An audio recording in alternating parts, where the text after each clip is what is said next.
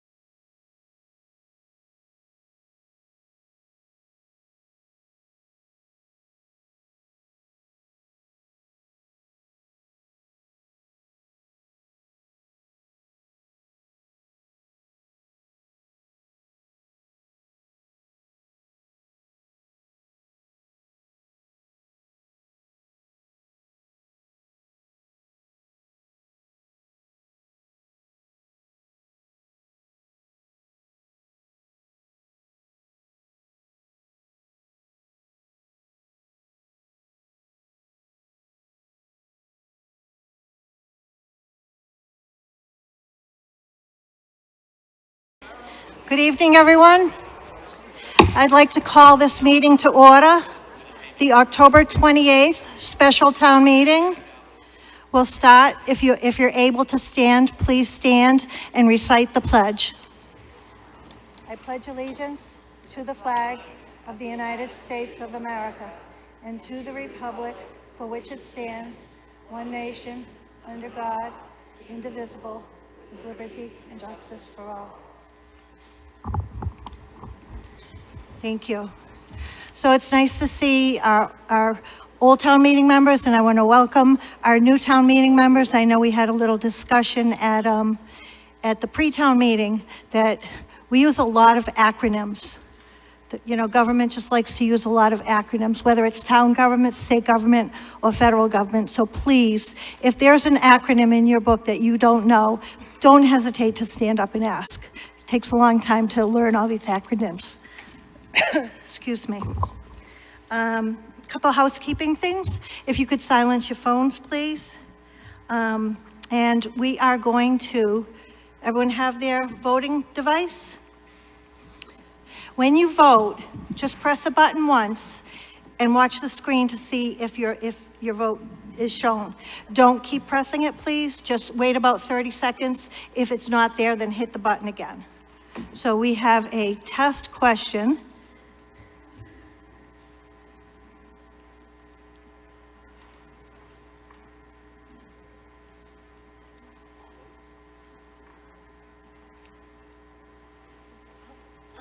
Okay. Will we be done by 7:30? Please vote now.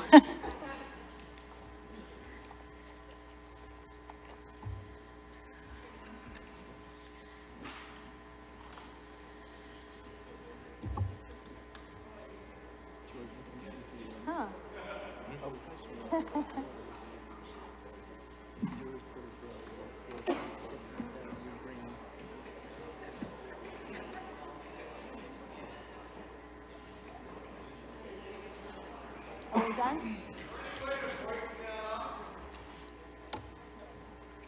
No? No. There is not. We would have to buy a new light bulb for the projector. We'll work on that. So is voting complete? Yep. Okay, so voting is complete. 54 said yes, 25 said no, and 7 abstained. And I will not take it personally from the 25 who said no, as your new town moderator, that it's my fault.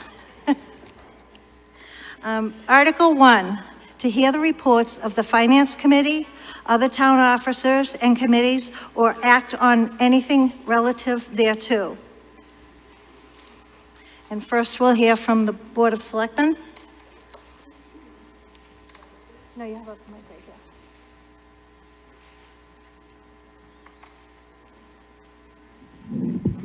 Good evening. Thank you to all the town meeting members who have come out tonight and are giving of your time to forward this process.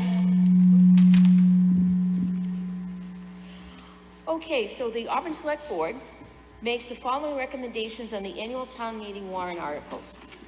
Articles 2 to 16, 18 to 21, and 23 to 25, the Select Board voted to recommend approval. Articles 22 and 26, the Select Board voted to not recommend approval. Article 1, the Select Board voted to take no position on this article. In Article 17, the Select Board voted to defer to the petitioner on this article. The Auburn Select Board, Ann Kavanaugh Chair, Todd Corain Vice Chair, Dan Carpenter, Stephen Chambers, and Sarah Ruffley. Thank you. Now we hear from the Finance Committee. Chairman Kennedy, there you are. Good evening. The Auburn Finance Committee makes the following recommendations on the annual town meeting warrant articles. Articles 2 through 5, 7, 10 through 12, 17, 19 through 21, and 23 and 24. The Finance Committee voted to recommend approval of these articles. Articles 22 and 26, the Finance Committee voted to not recommend approval of these articles. Article 1, the Finance Committee voted to take no position on this article. Articles 6, 8 through 9, 13 through 16, 18, and 25. The Finance Committee voted to defer to the petitioner on these articles. Signed, the Auburn Finance Committee, Kevin Kennedy, Chair, Michael Marshall, Vice Chair, Stephen Consilvio, George Graham, Patrick Jones, Trevor Sansucci, and Andrew Shar. Thank you. Thank you. Are there any other committees that want to make any presentation? Seeing none, Article 2. Mrs. Ethia?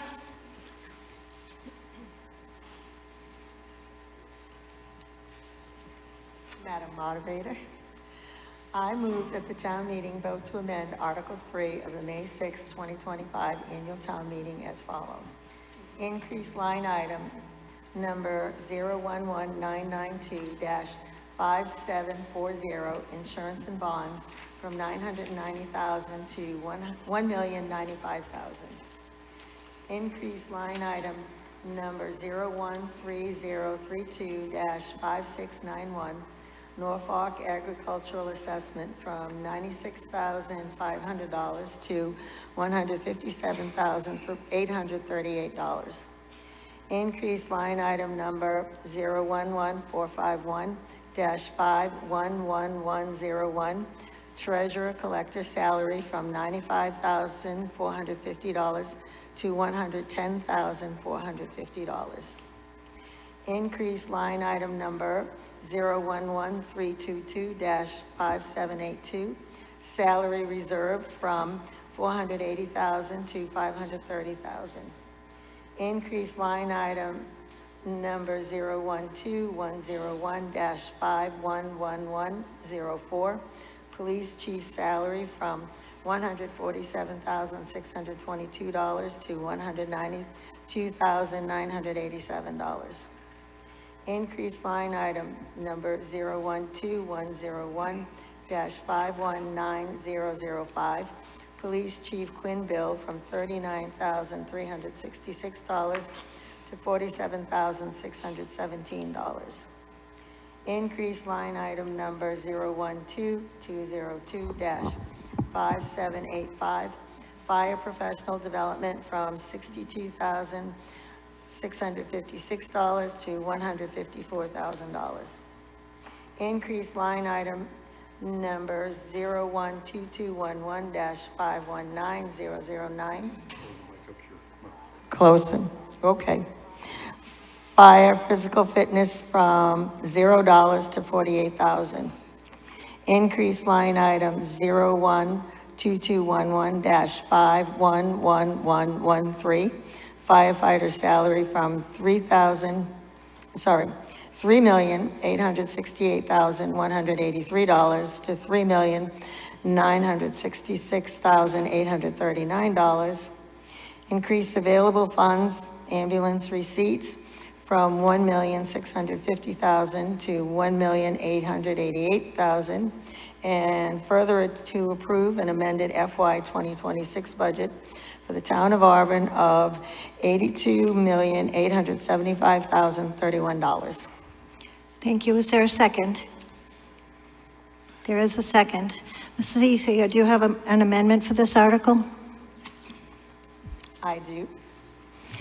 I move that we amend Article 2 by increasing line item number 012211-511113 firefighter salary by an additional $140,000 from $3,868,183 to $4,106,839, which will increase the available funds, ambulance receipts from $1,650,000 to $2,028,000. Is there a second? We have a second. Chief, could you address the reason for the amendment, please? Thank you, Madam Moderator. Good evening, town meeting members. The department, with permission from the Board of Selectmen this year, applied for a what's called a SAFER grant, a Staffing for Adequate Fire and Emergency Response grant. And we were very fortunate enough to receive that grant in the amount of a little over $1.9 million to hire 8 additional firefighters. The grant, federal side pays 75% the first 2 years of the grant, and then 35% in year 3. So the amended $140,000 from ambulance receipts to firefighter salaries is the remainder of this fiscal year's portion of our 25% that we would pay towards the grant. Are there any questions just on the amendment? Mr. Largess? Questions on the line item, sorry. Okay, so we are on the amendment right now. Are there any questions on the amendment? Okay. I'm going to ask CFO Karen Hanois to do her presentation, and then you'll have all the information you need to vote on this. Good evening. I just have a short presentation on the FY 2026 amended budget. Now, as we just was read in Article 2, there is a FY 2026 supplemental budget article that's proposed for a change or an increase of $522,954. Of that amount, this is the original one as before it was amended. The $238,000 coming from ambulance receipts, and the remainder will come from other available funds, such as increases in local receipts, state aid, and other available funds. This slide is also showing the additional financial articles that are being presented in the warrant for tonight. Besides Article 2, Article 5 is for cancer and heart screenings, and that's being proposed to come from ambulance reserves from $16,200. Article 7 is active threat training for police and fire, and that's coming from ambulance receipts as well, $50,000. Article 10 is the Goddard Centennial Celebration for $50,000 that's being proposed from free cash. Article 11 is to the OPEB Trust from free cash for $250,000. Article 12 is stabilization from free cash, $100,000. Article 19 is for a sewer rehab project for $2.5 million. $500,000 is coming from the sewer enterprise retained earnings and $2 million from borrowing. Article 20, golf course drainage and irrigation improvements for $500,000. Oh, I'm sorry. Yes. I'm sorry, I'll speak closer to the mic. Article 21, design of the Water Street Culvert, $150,000, which is coming from other available funds from unexpended CIP accounts. Article 22 is the Water Street Culvert replacement, $1.5 million in borrowing. And Article 23, from free cash to replace the monitoring well, $40,000, which would be a total appropriation from free cash of $440,000. Now, according to the town's policy, up to 50% of the free cash increase can be spent. That would be $632,803, and with this appropriation, it would leave us with a balance of $192,803. Of that amount, approximately $140,000 is going to be used towards the FY27 capital budget. Okay, on the next slide is just comparing the appropriations from the annual town meeting to the special fall town meeting. The appropriations increasing $1.4 million. The increases are coming from the fall town meeting articles, $1,679,000. Change in the cherry sheet charges, which are actually going down $3,310. The overlay account is going down $266,620. Cherry sheet offsets are also decreasing $4,394, and that accounts for the total increase in the appropriations, $1.4 million. So the next slide shows how we're going to fund those differences. There is an increase in local receipts, $119,000. Cherry sheet receipts are increasing $157,000. The tax levy is actually decreasing by 266,620, and on a future slide, we'll talk about that a little bit more. The available funds are increasing 454,000. Retained earnings, those in the enterprise funds, increasing by 500,000, and there's, in the use of the free cash, 440,000. So you can see from the annual to the fall, is an increase of 4.4 million, and we have a balanced budget between revenues and appropriations. Okay, on the next slide, we'll talk about the tax levy comparison from the annual to the special meeting. The tax base remains the same, 2.5% increase remains the same. But the new growth, actually, the amount that was certified was $733,380, which was less than what was budgeted at the million. So that is the amount that needed to be adjusted through the overlay. So the levy is projected at 49.7 million. The levy limit is 59, and the percent of the levy limit is 84.23%. This is kind of a recap of the revenues and the expenses. And this is showing that there's a balanced budget. The excess levy still remains at 9.3 million, and we're utilizing the full amount of the 2.5% of Prop 2.5. And the last page is just a copy of our free cash certification, showing the amounts that were certified as of 7/1/25. In the general fund, just under 12.5 million. Enterprise sewer, just over $1 million. Enterprise golf, 1.5 million. And the enterprise, the PEG access, which is the cable enterprise fund, 321,000. So thank you for your attention, and if there are any questions. Thank you so much.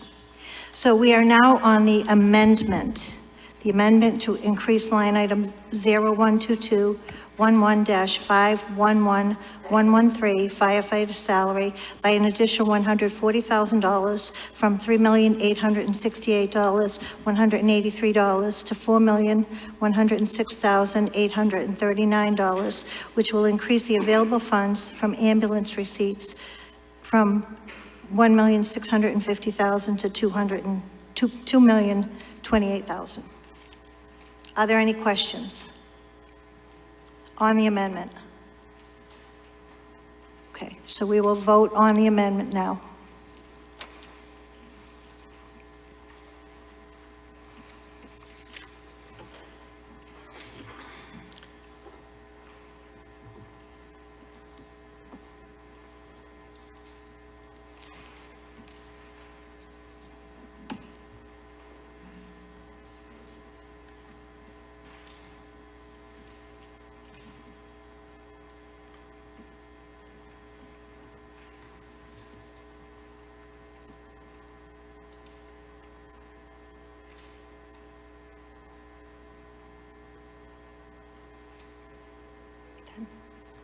Okay. The amendment passes. We're now on the Article 2 as amended. Are there any questions? Mr. Largess.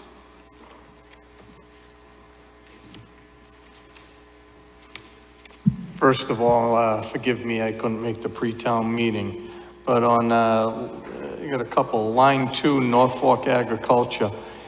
How many students are we sending down there? What are the grades? And will it go down? What's the increase for? I'll ask Dr. Chamberlain to respond to that. Thank you, Madam Chair. Currently, we had 2 students that went into their freshman year this year, and I believe one is the other 2, we have 4 total. One is a sophomore, one's a junior. We are also responsible for transportation, so that's part of that number. So the major increase is the transportation? Major increases are the two students that got accepted this year. We didn't anticipate that. Okay, thank you. Line 6, the police chief Quinn bill. I didn't believe, I'm sorry, I didn't know the police chief was part of the Quinn bill, 39,000 to 40. Chief, do you want to take this one? I got it. Oh, I'm sorry. Town manager will take this one. If I may, the two items for the police chief's salary and Police Chief Quinn are from the prior police chief that retired. He retired in mid-July, and we had to pay him out all his earned time.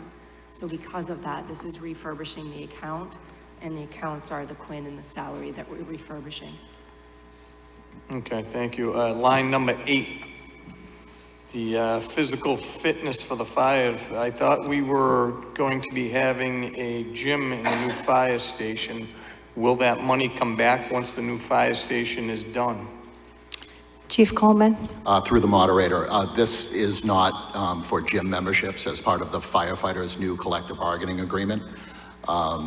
They will receive a $1,000 per member stipend if they pass an annual physical fitness exam.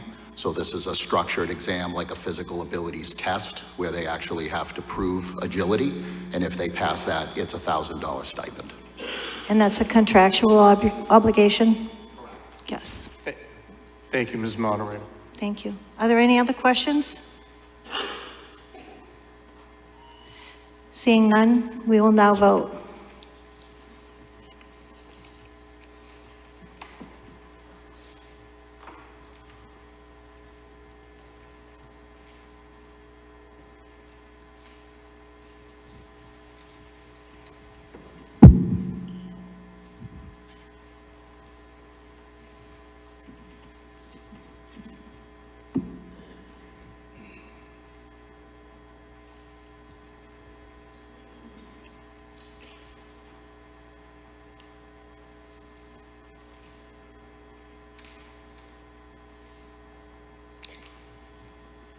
We've completed voting. This was a simple majority.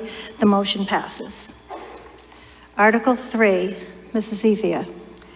Madam Moderator, I move that the town meeting vote to amend Article 4 for the school department capital improvement budget for fiscal year 2022, approved at the May 4th, 2021 annual town meeting, to repurpose the original appropriation of $150,000 from the Swiss Building Rehab for air quality improvements to be used towards the Swiss parking lot repair and improvement. Is there a second? We have a second. Mrs. Ethia, do you have an amendment? I do.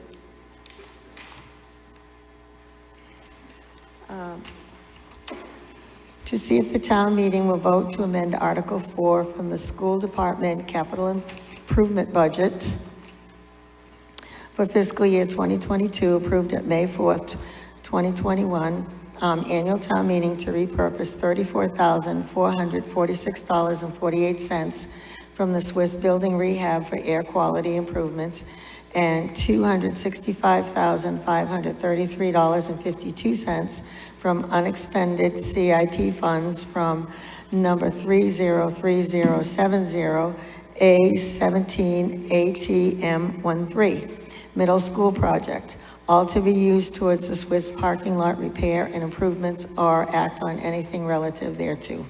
Thank you. Is there a second? We have a second. Dr. Chamberlain will speak to this article, and then we'll take questions and vote. Thank you, Madam Chair. I do have a short presentation. Sometime late this summer, we noticed some pretty significant sinkholes in the center of the Swanson Road parking lot. As the school year began, the sinkholes became dramatically larger and quite deep, some being 2 feet deep. So we did an exploratory on what was going on underneath there, and there's a drainage system for rainwater that had failed. The pipe had cracked. We had gotten an initial estimate for what that was going to cost to fix that portion of it, which was really in the center of the parking lot. As they proceeded to investigate, as sometimes happened, it was noticed that the problem was much bigger than we had anticipated. So this is a little hard to see in this light, but if you look down, this is looking down one of the drainage pipes. You can see that at the top, there's a hole cut. Those are supposed to be cut at certain intervals. We had many more cut than should have been initially. You'll also see on the left side of this photograph an area where the rock surrounding it has penetrated the tunnel itself. This is another one of the holes that are at the top of the drainage pipe that should not be there. An area along the bottom where there's a significant crack. And along the right-hand side of this, it's a little hard to see that there are a series of hairline cracks along this pipe. So as this was discovered, we, consulted with our highway department, which was great, and others, and it was felt like the entire thing needed to be repaired because it could pose a very significant liability for the town. So our initial quote on the first section of this that was first discovered was $132,999. When the further inspection was done, in order to really complete the entire parking lot, it was an additional $155,400 for a total of $288,399. I am thankful for the support of the town manager and CFO Harnois helping us to determine the best place to find funding for this in our CIP. And you'll see that there was $265,553 left from the middle school building project that can go toward this, thus only resulting in us having to use any more recent air quality amount in the amount of $34,446. So it's a overall total of $300,000 for the parking lot repair. It is a little bit more than what the actual estimates show, but chances are good from what they've told me that we'll get some additional charges for some of the fill that had to be brought in to go around this new drainage situation. So certainly not what we had planned for, nor that what we expected. But as you know, parking at our schools is at a premium, and this is an important thing for us to have and to have it be safe for our teachers and our students and our families. So thank you. Thank you. So we are on the amendment. This requires a 2/3 vote. Are there any questions on the amendment? Please, Mr. Nelson.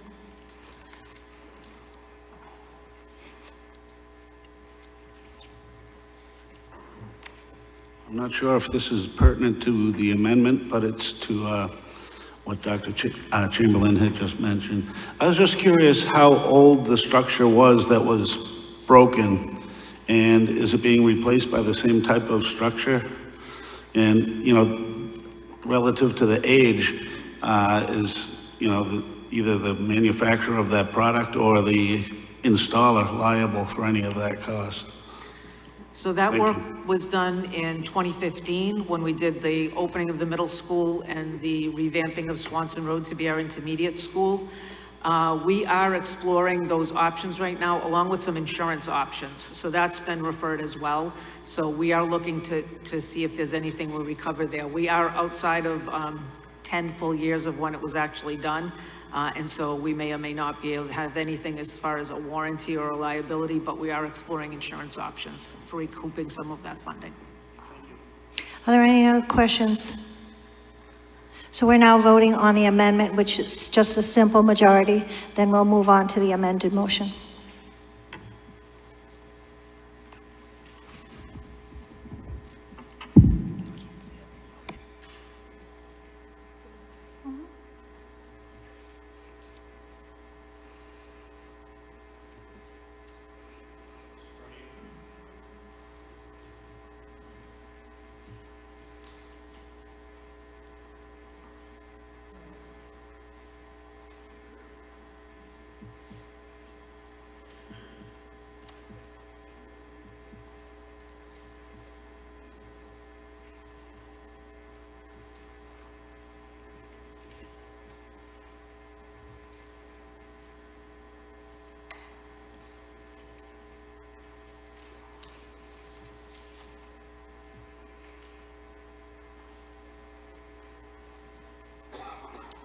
Okay, the motion passes.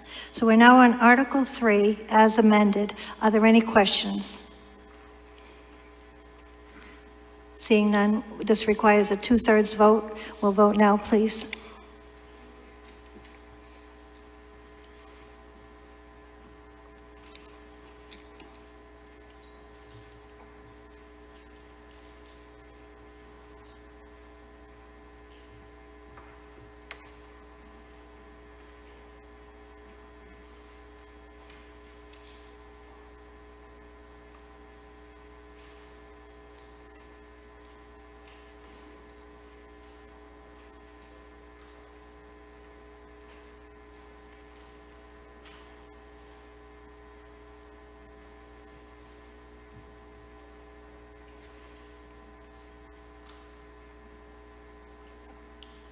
Thank you. The article passes.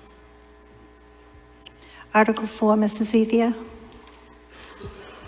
Madam Moderator, I move that the town meeting vote to amend Article 4 for the school department capital improvement budget for the fiscal year 2024, approved at the May 2nd, 2023 annual town meeting, to remove $25,000 from the original appropriation of $280,000 from the Auburn High School building rehab for parking lot resurfacing at Auburn High School roof/drainage repair.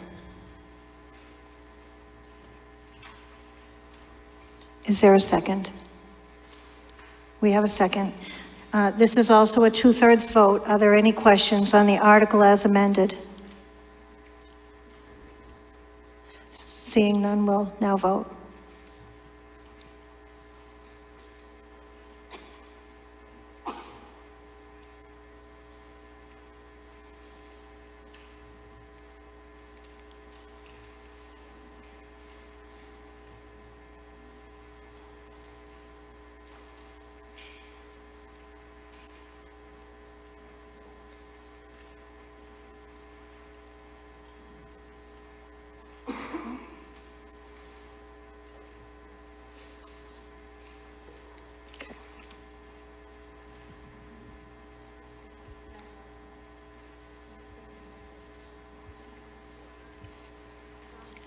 Okay. Yes. Apologies, I said as amended, but it was as read, and the article passes. Article 5, Mrs. Ethia. Madam Moderator, I move that the town meeting vote to appropriate $16,200 from ambulance reserve for appropriations for the purchase of cancer and heart screenings for members of the fire rescue department. Is there a second? We have a second. Are there any questions on this article? Seeing none, we'll now vote.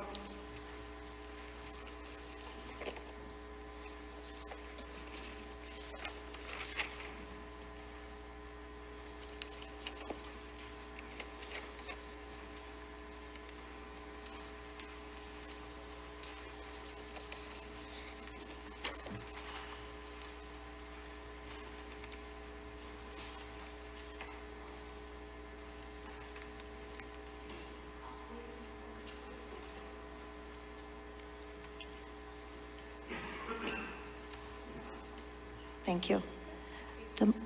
The motion passes 87-5. That was a simple majority.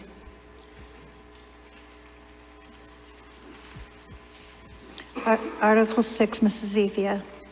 Madam Moderator, I move that the town meeting vote to accept the provisions of Mass General Law, Chapter 32, Section 4-2B, and Mass General Law, Chapter 32, Section 4-2B and a half, to allow permanent, intermittent, or call firefighters to be credited with full-time service for the purpose of calculating retirement benefits in accordance with Chapter 32 of the Massachusetts General Laws and other applicable laws and collective bargaining agreements, or act on anything relative thereto. Is there a second? We have a second. Are there any questions? Chief, if you want to give a brief synopsis. Thank you, Madam Moderator. I just want to explain exactly what this article is to town meeting.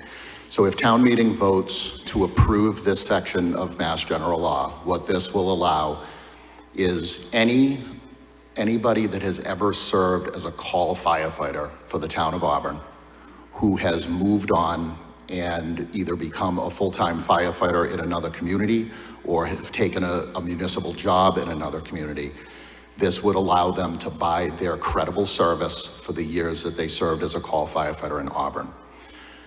For those that came to pre-town meeting, the example that I gave was if a college student, kid graduates high school, and the 4 years that he's in college, he mows lawns for our parks department, and then he goes off and becomes a municipal employee somewhere else. If he did, he would be able to buy back that credible service because he was working for the DPW. There's a weird provision in the law that does not allow call firefighters to do that. unless this provision of the law is approved. So basically, this would allow anybody that served as a call firefighter, again, to buy back their credible service. There is no financial impact to the town because the expense to buy back that is borne by that employee. And because that member never served in a full-time capacity with the town, there's no future pension liability as well. So this just simply authorizes the town clerk to be able to provide a letter saying that they did have credible service so they could buy that back through the retirement board. Thank you, Chief. Are there any questions after hearing that? Seeing none, this is a simple majority vote, so we'll now vote.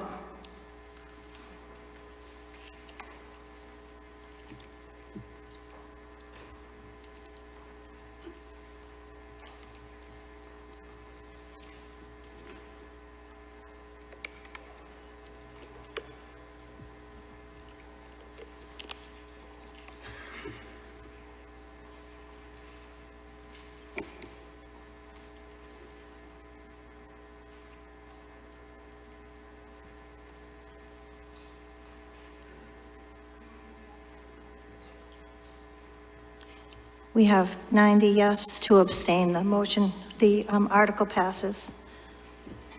Article 7, Mrs. Ethia.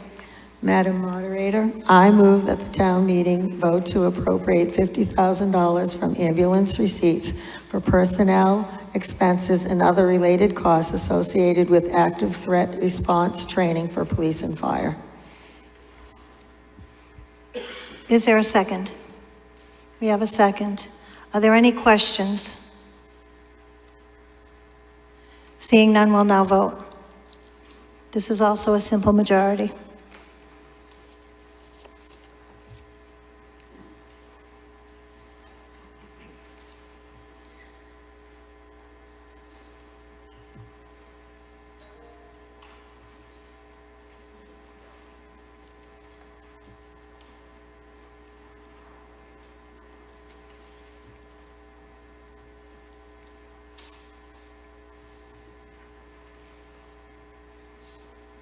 Okay, 91, 2.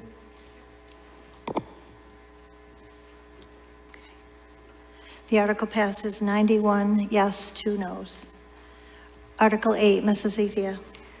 Madam Moderator, I move that the town meeting vote to meet compliance with the MBTA community law by amending the Auburn zoning bylaws, section 3.2.2.3, apartments, 4.1.7, special permit uses, 4.3.5.1, use, and 4.36.1, minimum lot size in unsewered areas, and add section 3.2.2.4, multifamily, as printed in the October 28th, 2025 special town meeting warrant. Is there a second? We have a second. Are there any questions on this article?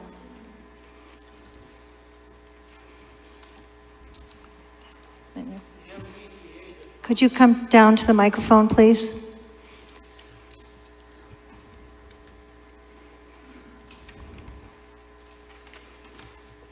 To the best of my knowledge, the MBTA does not have a stop in Auburn, so it does not have direct service to Auburn on the MBTA. Okay, can you just give your name and precinct, please? Pardon? Your name and precinct? Oh, Paul Sweeney, Precinct 3, sorry. Thank you. Dr. Manad. Thank you. I'm sorry, I missed part of the question, but were you referring to the fact that the town doesn't have MBTA community service in the town? There's no MBTA service here in Auburn. That's correct, but Auburn is considered an adjacent town, so Worcester has the MBTA service. Yeah, I know that. As an adjacent town, Auburn must still comply with certain provisions of that law. Okay. Mr. Stencil.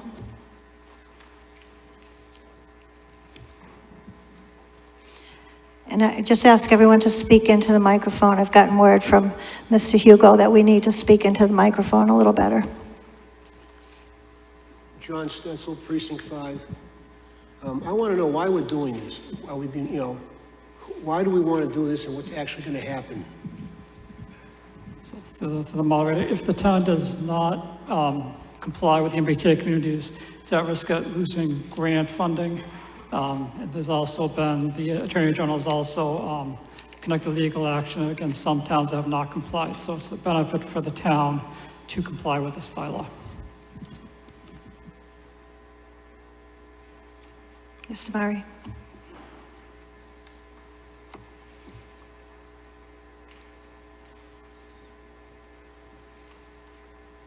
Jeff Murray, Precinct 3. I would suggest that these zoning changes would make it more desirable for the 40B projects that the town's been trying to avoid making it desirable to have by making it more restrictive in the residential districts. So by the way, the 40B projects kind of skirt the zoning bylaws, so this wouldn't necessarily impact 40B projects. Okay, but what I'm saying is the changes that are being suggested would make it more restrictive for residential development by, with the language that's added, which would... Jeff, can you pull that mic down a little? Sure. Thank you. What it would do would make it more desirable, or less desirable for residential development, and more desirable for 40B developments to, because they're not bound by the same standards that the zoning bylaws. They're approved on a state level.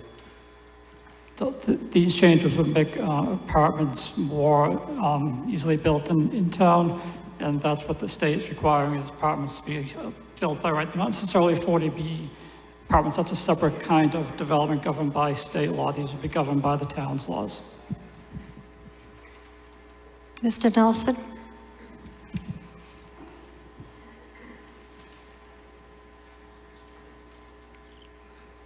Doug Nelson, Precinct 2. I think the town should reject anything having to do with this MBTA project or the laws. It's, many towns have already rejected this proposal, and I think it would serve the residents of this town to reject this completely. Thank you. Mr. Birding, did you want? Mr. Menard, I'm sorry. Just the state has already passed the MBTA bylaw. The town is required to comply with the state's law. And if we don't, we risk losing funding from the state for certain projects. And there's also the risk of legal action by the state against the town if we do not comply.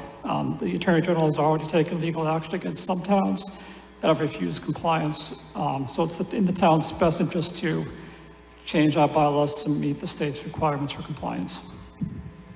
Are there any other questions? Please, Mark.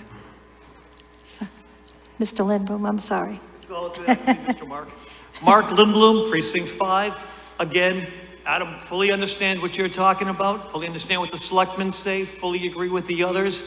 Regardless of what the MBTA is, I don't think they should have their hands into what the town is. They're already screwing the town over with, again, on all the other 40B that they're putting in. I'm against doing anything that's gonna allow the MBTA to be able to, again,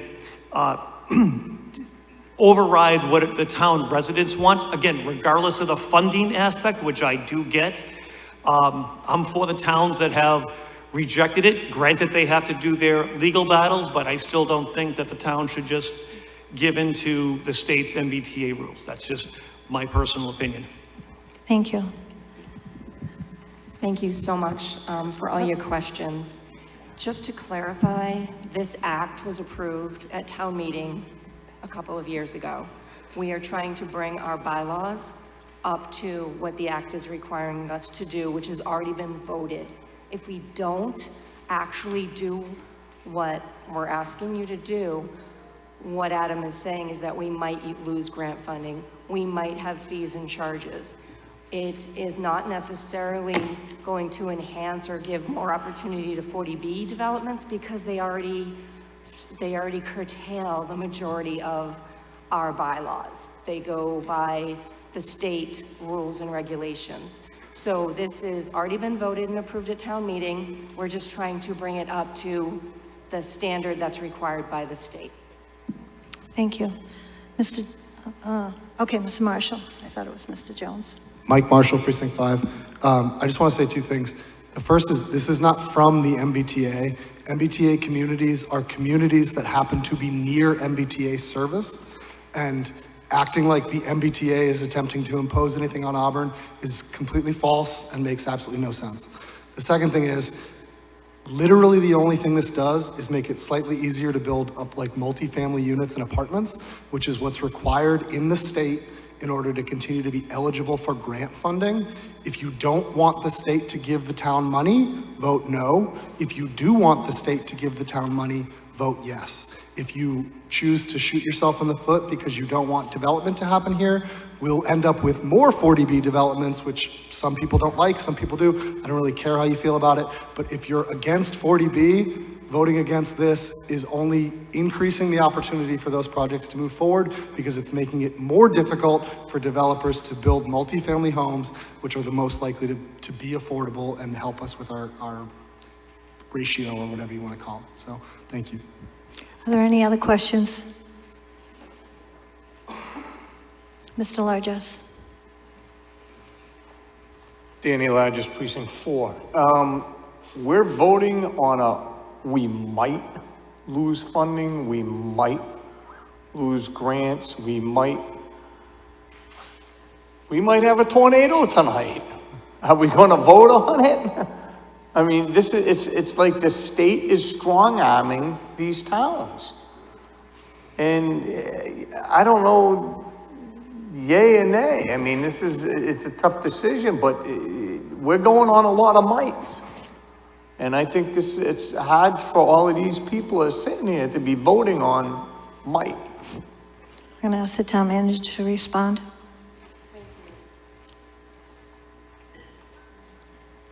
Thank you for the statement. Again, the town voted the MBTA Communities Act a couple of years ago. It's voted, it's approved. It was approved in this forum. We are then obligated to bring back bylaw changes associated with that approval that you voted. So we would hope that the state doesn't fine us and hope that we don't lose grants, but I'm not sure that is the best idea either. So I do understand what you're saying, but we are just trying to bring the vote that was made at this town meeting up to standard.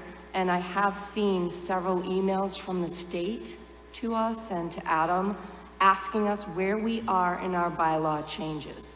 They are on top of it and we need to comply, but obviously it's at the will of the voters. Mr. Largess. So to my recollection, the first time we voted on this, it was voted down. And then the town manager grabbed somebody out of the audience and had a little sidebar, and they made a motion to revisit it.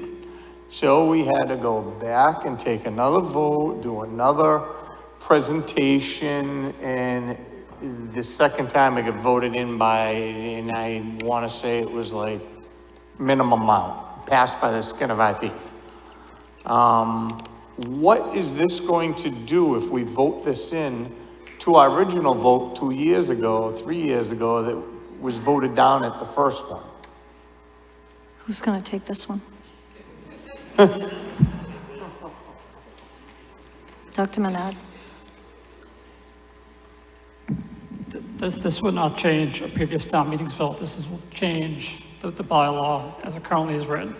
I just want to add, this isn't a might about losing grant funds. It will prohibit the town from being eligible for quite a few grant programs, including MassWorks, which is a sizable grant program.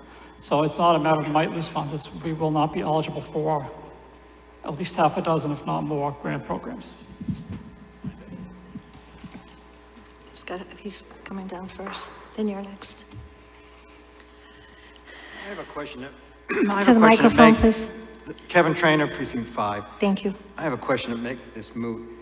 Does passing this change the amount of 40B structures that are going to go into town? No, the 40B is a completely different type of program. Okay. This does not impact 40B at So all. this is not going to mean we're opening up the floodgates or anything like that, correct? Correct. Thank you.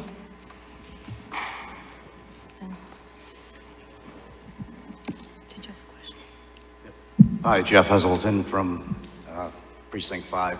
I've seen a lot of change in Auburn. Can you know, come since- closer, please? Seen a Sorry. lot of change in Auburn over the last, few years with all the developments. I don't know if anybody's seen the apartment buildings they're building up, in back over by Walmart. It's huge. And I also wanted to reiterate what Dan Largest said about how it actually got shot down. The first vote actually got shot down, then it got somehow brought back up again. So I just think it's a totally bad idea. And like Dan said, holding grants over our head, if we don't accept it. I mean, how important? I know grants are important, but we got enough money in town probably to do what we need to do without selling the whole town out, for apartment buildings and, so. Thank you. Thank you. I have a question.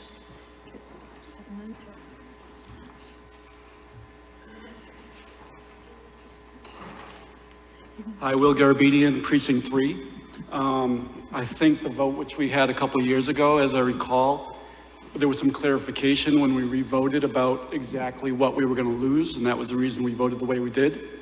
And I also want to say that this town has grown exponentially in the last 50 years.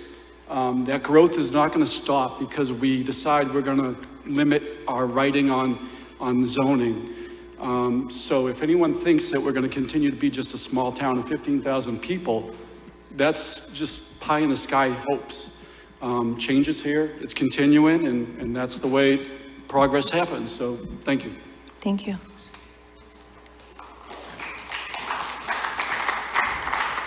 Matthew Ruffley, Precinct 5. Since this has turned into a 40B conversation, one, if I'm correct, we currently have reached safe harbor, which I believe gives us multiple years of being able to reject 40B. Also, if somebody could address, I also think the select board is currently taking proactive steps to rewrite some or add additional bylaws. So maybe somebody should also address that, because the town of Auburn is taking steps to try and prevent 40B, which are not being discussed. Thank you. So through the moderator, the town is in safe harbor for about another year and 10 months' sake, give or take the numbers. So no 40B is likely to come forward for at least the short term. So this bylaw change is not anything to do with 40B. This is simply for allow apartments in certain sections of town. It's not all town, it's in a couple districts, mainly the core of the town. Like I said, that's for MBTA requirements. Thank you. Ian Kavanaugh, Chair of the Select Board, will take the Board of Selectmen question. I just want to add,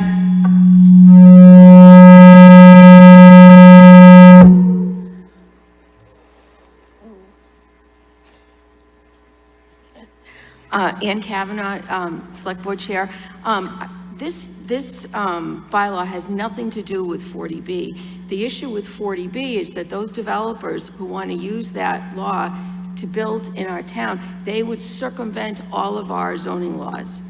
So it doesn't matter what we put in our zoning laws, because 40B means that they just go around those laws and then go to the state, and then they have to come here and just get waivers. So there's no connection with this article with 40B. And I would say too, I don't think the town's in a position to turn down money from the state, whether it be grants, and also it's probably not just grants that might be affected if we don't pass these bylaws. There would be other monies involved too. So I just think it would be prudent for us to approve this so that we can continue with that funding. It's not something just to dismiss. It's significant. Thank you. Here. Andrew Toth, Precinct 3. Can we move to vote? So the question has been moved. Excuse me. We're going to vote now. Ready? We'll now vote.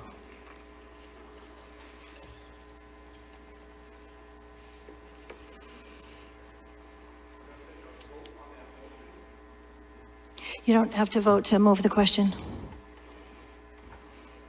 You're welcome.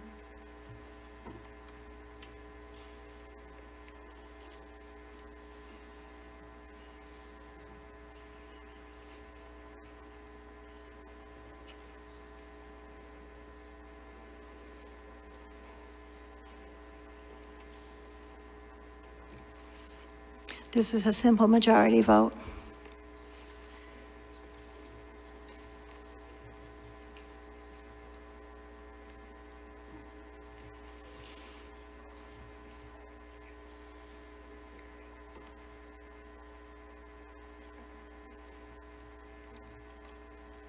All set?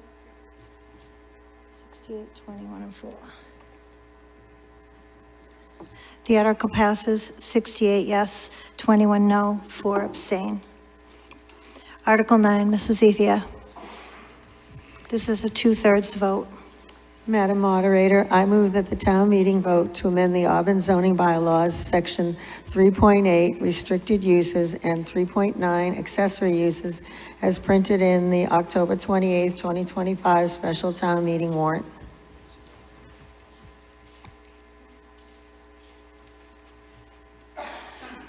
Is there a second? I see a second. Is there any discussion? Seeing none, we will vote in just a second. 2/3?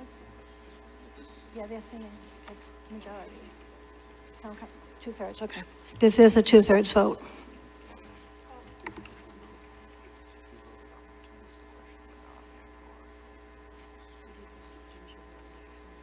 Yeah, 68, 21, 4. You voted to move the question, you didn't vote yes. No, you don't vote to move the question. That's what it said. That's what it said up there. Okay.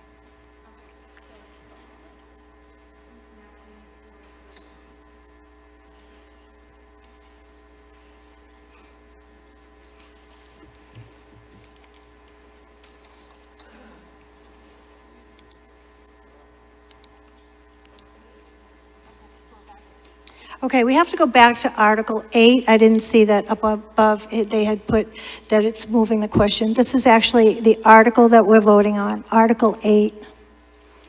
The one that just passed 68, 21, 4.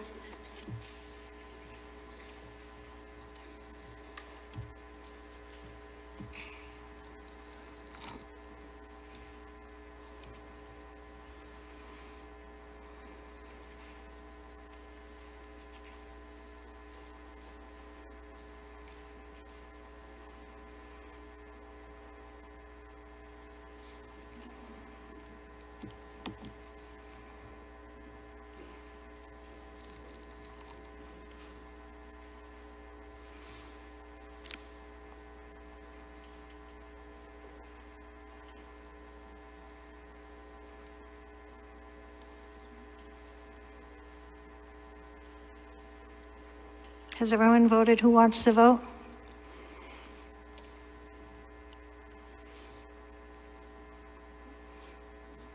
Okay. The article passes 64, 24, and 1 abstention. I'm going to ask Mrs. Ethia to read Article 9 again, please. Article 9, I move that the town meeting vote to amend the Auburn zoning bylaws, section 3.8, restricted uses, and 3.9, accessory uses, as printed in the October 28th, 2025 special town meeting warrant. Thank you. Is there a second? We have a second from Mrs. Stencil. Are there any questions? This is a 2/3 vote. Are there any questions on this article? Mrs. Stencil?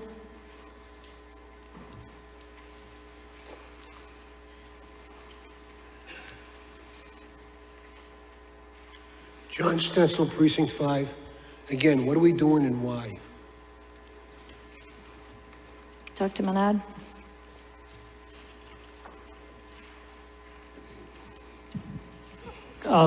This article is kind of twofold. It's to remove and clean up some data language. For example, the earth removal 3.81, that was moved to the general bylaws a few years ago, so this language is duplicating that language. It's also designed to decrease some of the regulatory requirements on businesses and residents. It will remove the requirement to get a special permit for electric vehicle chargers, as well as to remove the requirement for a special permit for farmers markets. So it's trying to reduce some of the regulatory burden. Are there any other questions?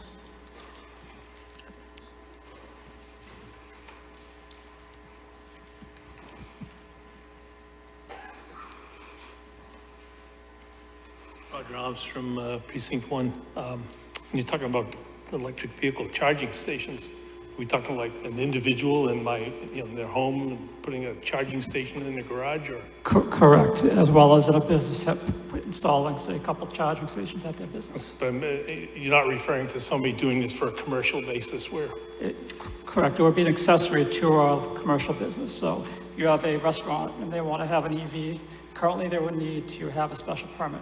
This would eliminate that extra step. All right, I missed something here.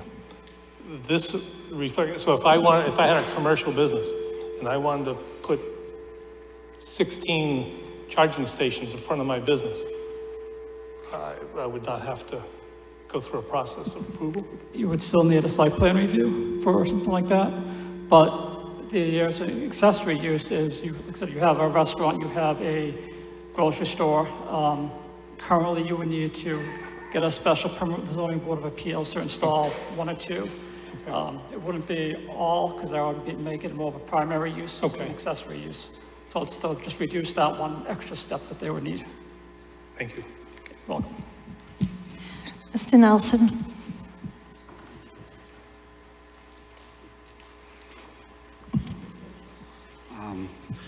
Question on 3.8, it says development and floodway. I'm not sure if that's a specific area or is a floodway more of a general term for something. I'm not sure what that means. And maybe the floodway, and what I'm wondering is specifically if that's, where the drainage tunnel goes under Packagug Hill and comes out. I don't know if that's what the floodway is that's being referred to here.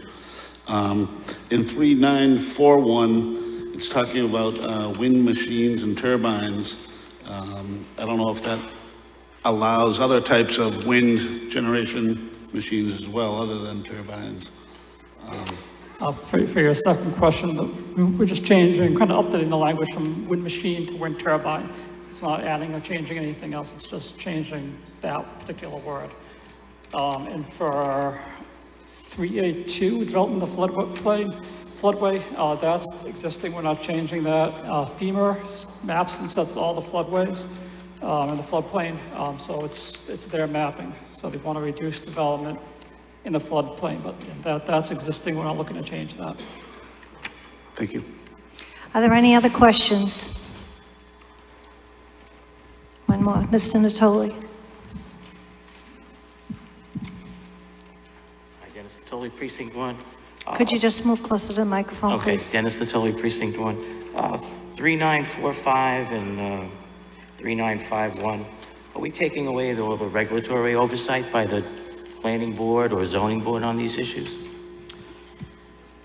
It would depend on the situation. You're talking about the farmers markets? Christmas trees, 3945. I mean, I remember a time in 20 used to be littered with Christmas tree stands set up. And now there's some regulation to it. I don't, are we taking away all the oversight on that? Because I see everything is crossed out. So for the Christmas trees, the Board of Selectmen no longer issues open air licenses except for on town property. So that excerpt is not really applicable anymore. Other parts of town, since you cannot get an open air license. For the farmers markets, you possibly have to go to a site plan with the planning board, depending on the scope of the market. And more than likely, you would need some kind of review by DCG and possibly the Board of Health for food safety. Okay, thank you. Are there any, yep, Mr. Largess? Yes, Danny Latch, Precinct 4. 3947, roof-mounted solar panels. Are we saying they're not going to be allowed, or they are going to be allowed? That section is not being changed or added to. They are currently allowed as an accessory use in any zoning district. Okay, thank you. Are there any other questions on this article? Seeing none, this is a 2/3 vote. We'll now vote.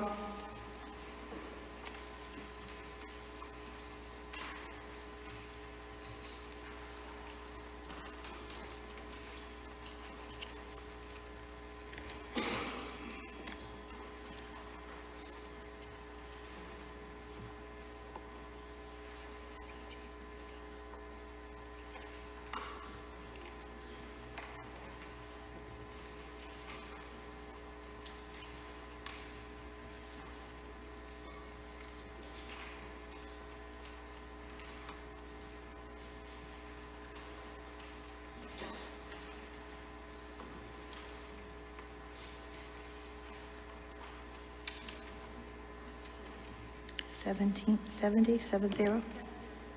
16? 17, okay. Article 9 passes 70, 17, 4. Article 10, Mrs. Ethia, please.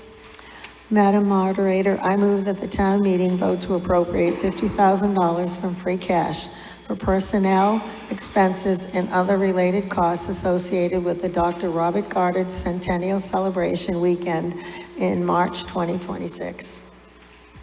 Chief Coleman.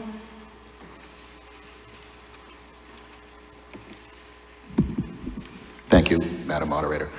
Just want to explain to town meeting a little bit about what's going on with the Goddard Centennial. There is an internal committee and a group of citizens, a Friends of group that is helping to raise money for the events of the Goddard Centennial that'll take place the weekend of March 14th and 16th on 2 different days. There's a lot of unknowns in this event, and we discussed this a little bit at the pre-town meeting. About a year ago, we were approached by the Wonder Mission, which is the organization that owns the Dr. Goddard House in Worcester. And they brought to our attention that the centennial was coming up, which we knew. But the piece that we didn't know is sort of the nationwide and potential global attention that this event will get in the world of rocketry and space exploration. And what they linked it to, or the example that they gave, was Kitty Hawk in North Carolina. During the Kitty Hawk Centennial, they had between 100 and 110,000 people show up in Kitty Hawk. Now, I hope to God that we do not have 100,000 people standing on Packagug Golf Course. But even if we were to get a quarter of that or something closely related to 15 to 20%, we could potentially be looking at somewhere between 15 to 25,000 people. And that's not a small feat when it comes to planning these types of an event. So this $50,000 that's being asked to allocate, this is not for the planning of the centennial in terms of like the party or any of those events. The Friends of group is raising money for the festivities of that. This is for public safety planning between police, fire, DPW, where we're working this very similar to the 4th of July celebration at the Pappas Complex. That event draws anywhere from 10 to 12,000 people annually. So we'll need to, at a minimum for planning of this, be able to ramp that up kind of double. And the fact that it's over 2 days, this is to cover the salaries for police, fire, DPW, health, all of the various departments that will need to be in the planning process to pull off an event like this. This is a difficult event in respects that we've never done it before, and we don't know who's going to come. We don't know how many, but we do need to be prepared, in some way, shape, or form. So that is what this article is asking to do, is just to sort of do the pre-planning and the incident planning for that event. Happy to take any questions if Thank you, anybody Chief. has them. Are there any questions on Article 10?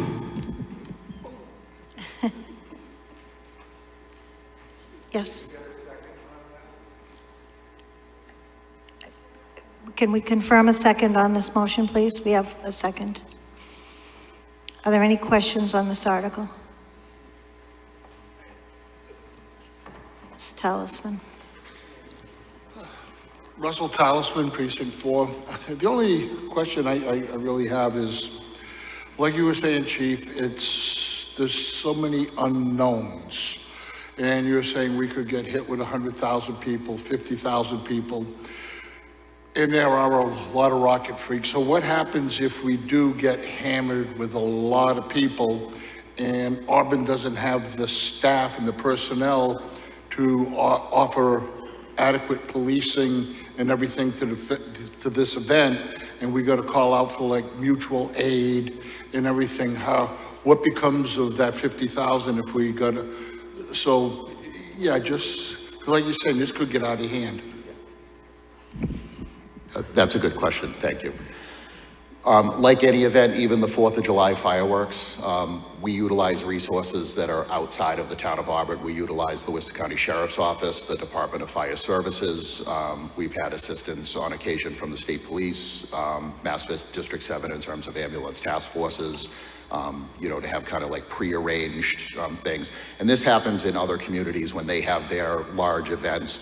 We're all sort of put on notice and stand by, and we're asked to sort of, you know, not necessarily commit resources to send them there, but we know within the district, both on the police and fire side, what's going on in the neighboring communities, and we know what potential strike teams or task forces may be activated as part of an event. So the police chief and I, we envision on something like this, and we're gonna plan for 30,000. That's what we're planning for. Once, you know, when you go from 30 to 50, right, where it gets a little, you know, confusing or where it gets problematic is in the transportation, because we may not have enough buses to be able to transport people from either Holy Cross or the mall, so that will get slowed down. But from a public safety perspective, you know, once you kind of get to that 30,000 mark, other logistical things and sort of how people are moving around is one thing, but whether there's 30,000 or 50,000, we're going to have our resources adjusted from mutual aid and all of those things, you know, in that range. 100,000, that's a whole nother animal. I think as we get closer, I'm hoping that some of these different rocket organizations across the country, I'm hoping that we're going to be able to pull some information from them, and we'll see what kind of traction this is getting. And I think that after the first of the year, I think we're going to, as this thing goes a little more national in terms of publication, I'm hoping that we're going to be able to kind of get a better sense of what we're facing here. But from the jump, we are planning, and we are going to staff an event for 30,000 people. That's going to be our sort of starting point. Thank you, Chief. Are there any other questions? Right here. No, I saw you kind of move it. Amy Margaret Castellano, Precinct 1. Chief, what is the personnel expense and costs that we associate with July 4th celebration? If you have that number. So that number is somewhere around 20,000, it's about 20,000. So this is based on a 2-day event for longer days. So this is based on 2 8-hour days for all town employees that would be involved. The 4th of July is usually, it's based on 1 day for 6 hours, and those expenses, I think townwide maybe push close to $20,000. Are there any other questions? Mr. Nelson?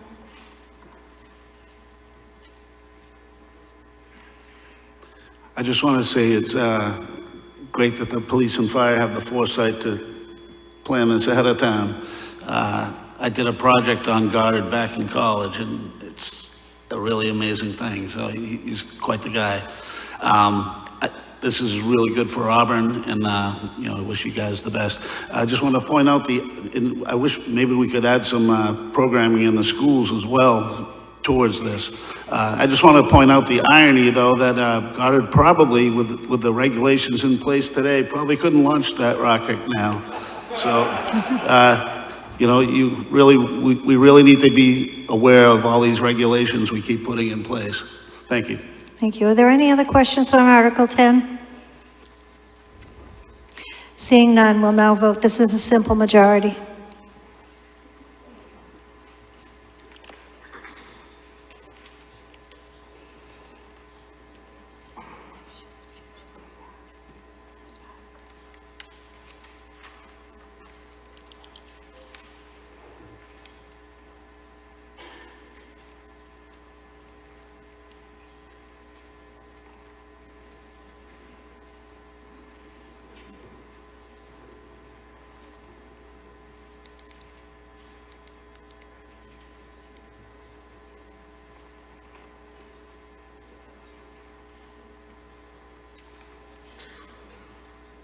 Is that it?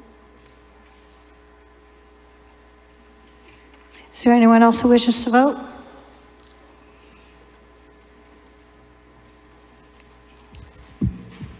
88 yes and 2 no, the article passes. Article 11, Mrs. Ethia. Madam Moderator, I move that the town meeting vote to appropriate $250,000 from free cash to the town OPEB, other post-employment benefits trust, or act on anything relative thereto. Is there a second? We have a second. Are there any questions on this standard article? Seeing none, we'll now vote.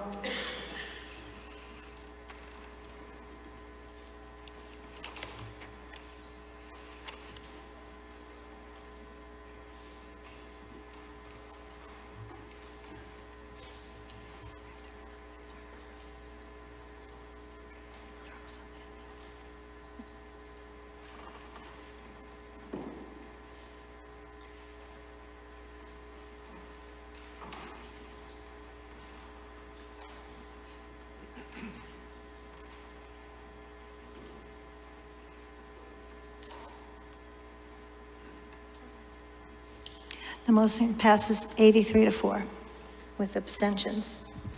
Article 12, Mrs. Ethia. Madam Moderator, I move that the town meeting vote to appropriate $100,000 from free cash to the town stabilization fund. Is there a second? We have a second. Are there any questions on this standard article? Seeing none, we'll now vote. Yes.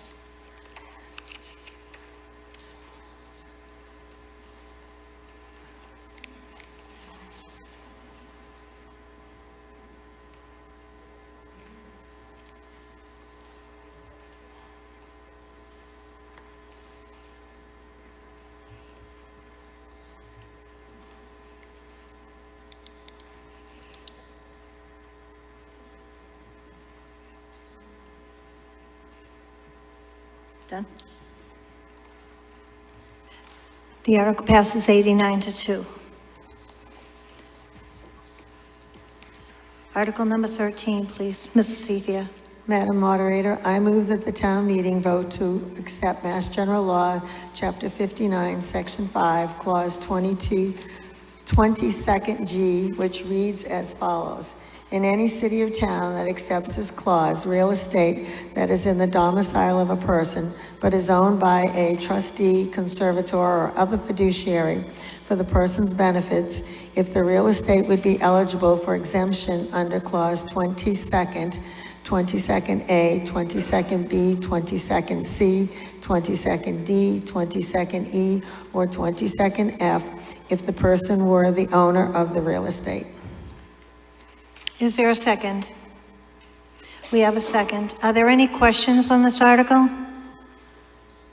Does anyone need an explanation as to what it is? Okay. Vice Chair Corain?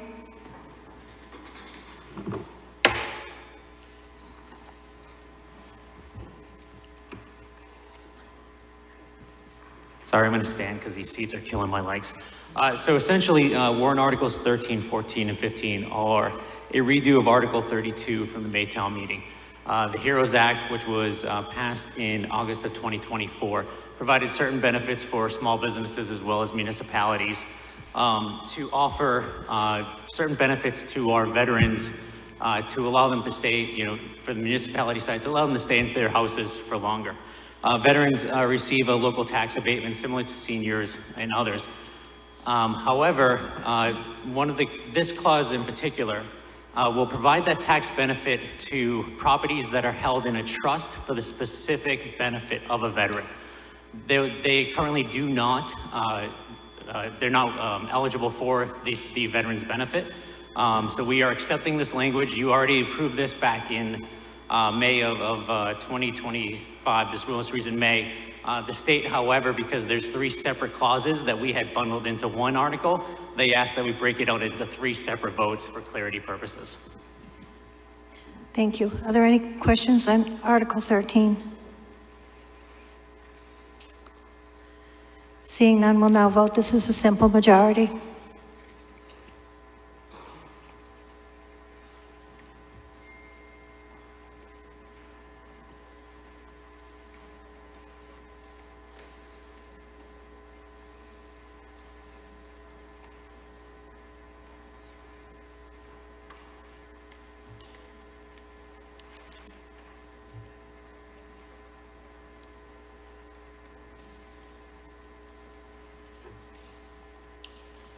The article passes 90 yes, 1 no. Article 14, Mrs. Ethia. Madam Moderator, I move that the town meeting vote to accept Massachusetts General Law, Chapter 59, Section 5, Clause 22nd I, which reads as follows.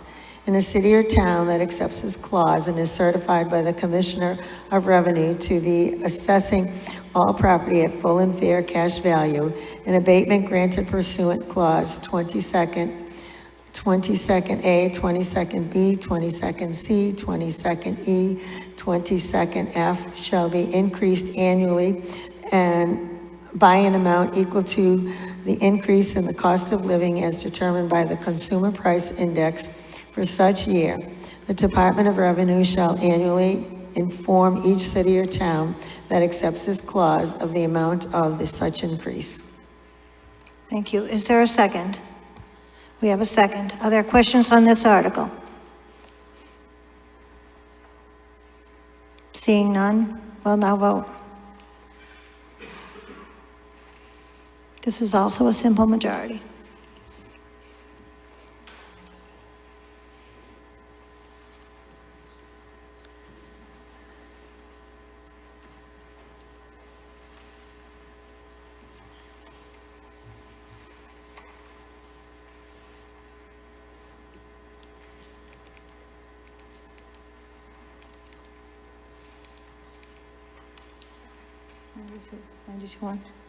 The article passes 92 to 1.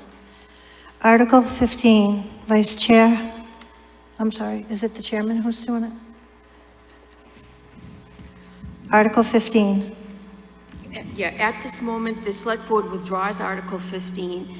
It appears that this article is redundant.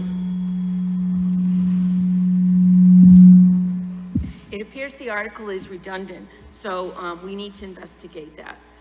So at this point, Article 15 is withdrawn by the select board. Thank you.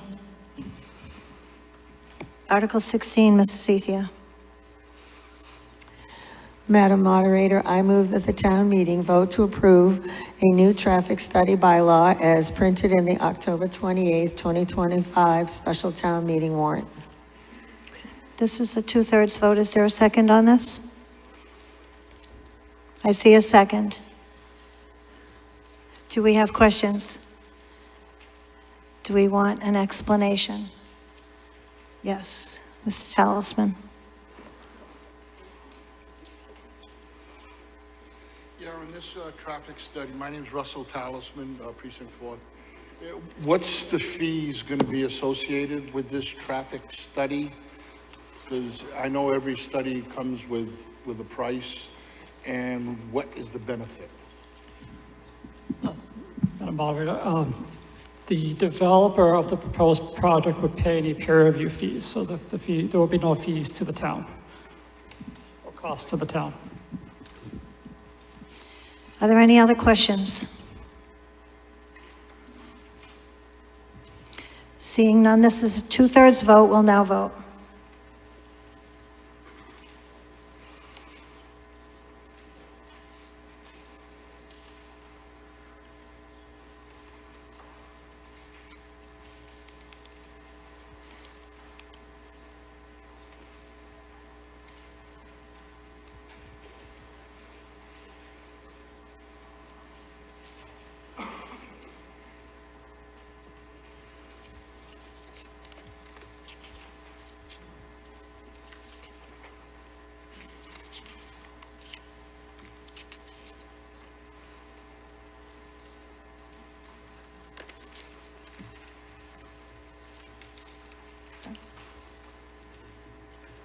The article passes 83 yes, 8 no. Article 17, Mrs. Ethia. Madam Moderator, I move that this article be postponed indefinitely. Is there a second? Do we vote on this? Do we have to vote on this? We don't have to vote on it, postpone indefinitely? Okay, all right. We have a motion and a second to postpone indefinitely. Are there any questions before we vote? Okay. Okay, well, we'll now vote.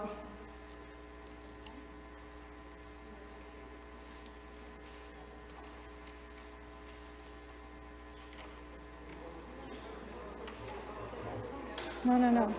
This is a motion to postpone indefinitely.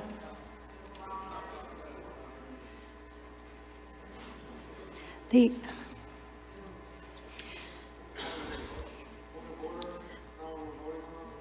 okay, so we're going to ask him to, they need a minute to adjust the article.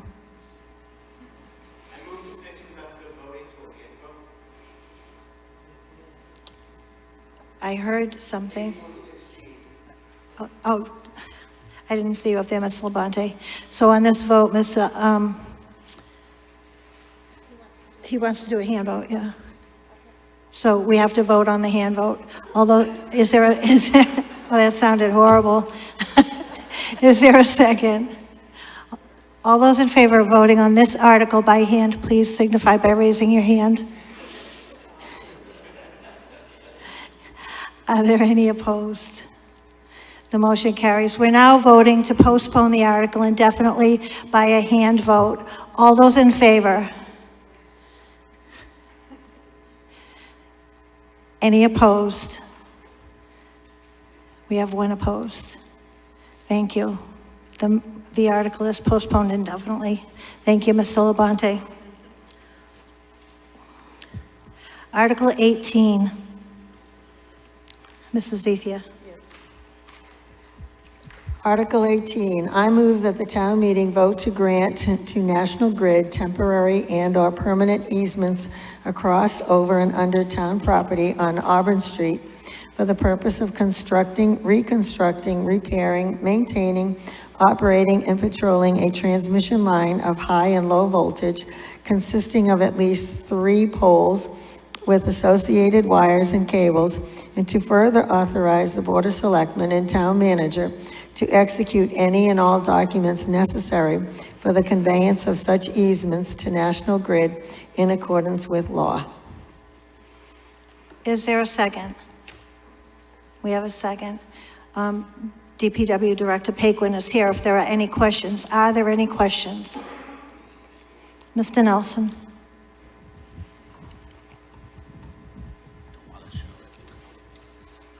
I was just going to shout it out. What is the exact location of this? Is this down by Central Square somewhere, or? Can you take that? The DPW Director will take this. Thank you. The location of the utility pole is right next to the entrance to the current fire station headquarters. Are there any other questions? Seeing none, we'll now vote. Thank you.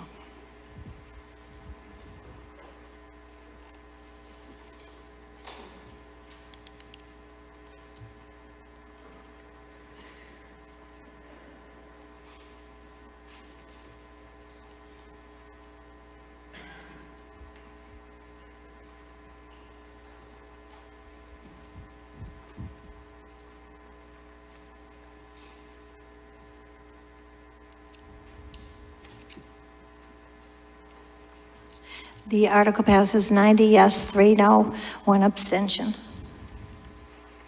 Article 19, Mrs. Zethier, please. Madam Moderator, I move that the town meeting vote to approve a 3,500-foot sewer rehabilitation project along Goddard Drive, beginning at Goddard Drive and extending through a cross-country easement towards South Old Road, and a Sword Street Force Main rehabilitation project with project limits starting at the Sword Street Pump Station, extending to the intersection of Jerome Ave and Hillside Streets, totaling $4,700,000, and to raise said funds by borrowing payable in not more than the term provided by law and premium received by the town upon the sale of any bonds or notes approved by the vote, less any such premium applied to the payment of the cost of insurance of such bonds or notes may be applied to the payment of costs approved by the vote in accordance with Chapter 44, Section 20 of the general laws, thereby reducing the amount with authorized to be borrowed to pay such costs by a like amount. Thank you. Is there a second? We have a second. Are there any questions on this article? Seeing none, we'll now vote. This is a 2/3 vote.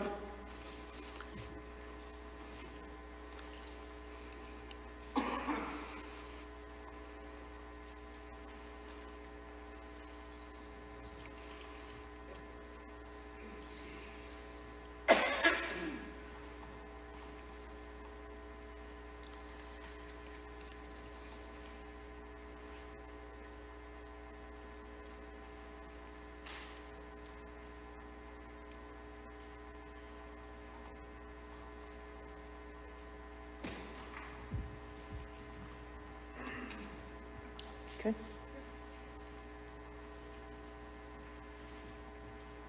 The article passes 86 yes, 4 no, 2 abstention. Article 20, Mrs. Ethia. Madam Moderator, I move that the town meeting vote to approve drainage and irrigation improvements totaling $2,500,000, $500,000 of which to be funded through the Packagug Golf Course retained earnings, and the remaining of the $2 million to be raised by borrowing, payable in not more than the term provided by law, and by premium received by the town upon the sale of any bonds or notes approved by the vote, less any such premium applied to the payment of the cost of issuance of such bonds or notes may be applied to the payment of costs approved by this vote in accordance with Chapter 44, Section 20 of the general laws, thereby reducing the amount authorized to be borrowed to pay such costs by a like amount. Is there a second? I see a second. Are there any questions on this? This is a 2/3 vote. Do we have a question? Mr. Nelson?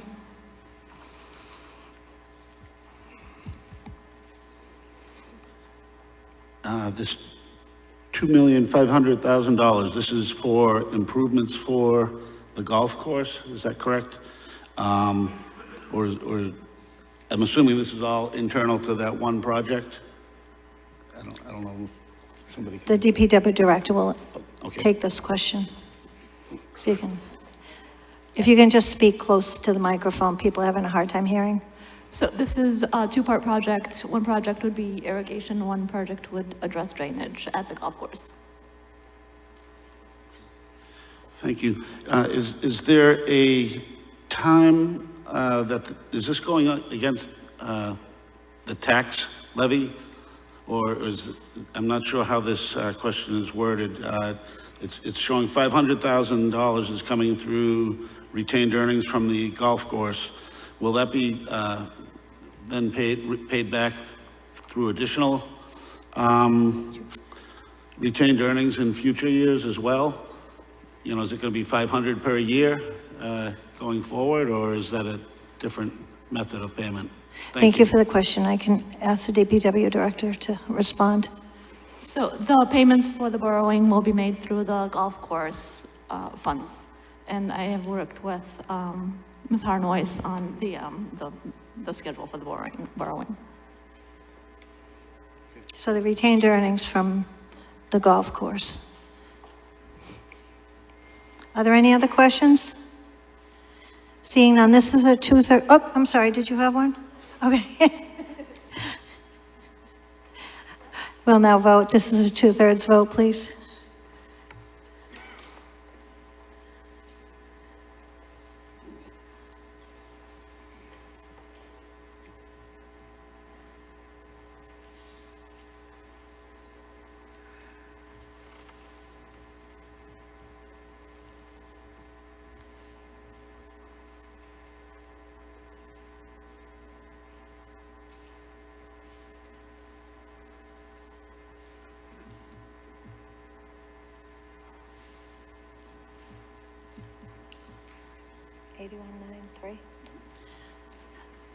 The article passes 81 yes, 9 no, and 3 abstentions. Article 21, Mrs. Ethia. Madam Moderator, I move that the town meeting vote to repurpose the following unexpended CIP funds as follows. 302009 Auburn Street Design, $25,620. 302017 Police Station Roof, $19,700. 303001 Auburn Middle School Feasibility Study, $17,170.64. 303045 High School Land Acquisition, $8,287.40. 303050 High School Construction, $20,645.82. 303060 High School Land Acquisition, $25,068.38. 301219 LED streetlights, $33,507.76, for a total of $150,000, and to appropriate in said unexpended funds to procure engineering services for the design of the Water Street culvert replacement. Is there a second? We have a second. Are there any questions on this article? Mr. Telesman.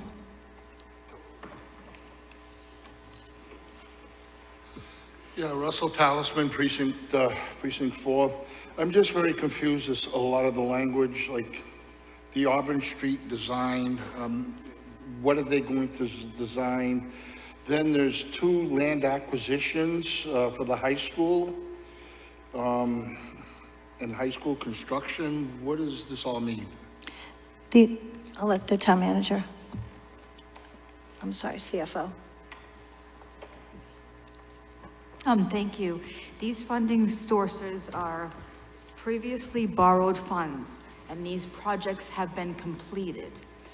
And we did some work with I put together a schedule for the select board to review on completed projects. So we want to clean up these and get them off of the books. So this is a way of transferring them from one place to the other, but this is totally completed projects.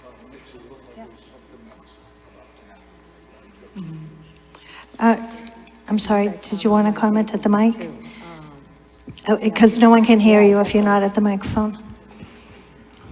No, I get confused just reading it. I didn't realize that this was an ongoing project. You know, the way it was written, it looked like there'd be a lot of, this was something that was going to happen. I didn't quite understand what this was. No, these were projects that the funds weren't used once completed, so unexpended. Are there any other questions? Mr. Nelson?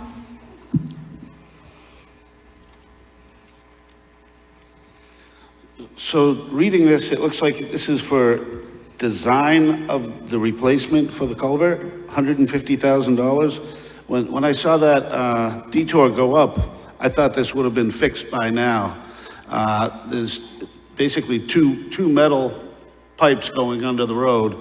The DPW should, I would think, be able to just do a straight replacement of that as is. It's a very simple design there. This is, you know, just for the design, it's 150. That doesn't even include the construction costs. You know, what are we getting here? It just seems exorbitant. Thank you. Mrs. Paquin, I'll have you address that. It's not a simple design. It's become quite the project. So this is not a simple design. We would be looking at the replacement of the culverts. So there is environmental permitting that's going along with it, as well as we understand that the culverts are currently under-designed, so we would need to replace and increase the capacity, which would include the construction of a box culvert. So there would be other constraints that we would need to address.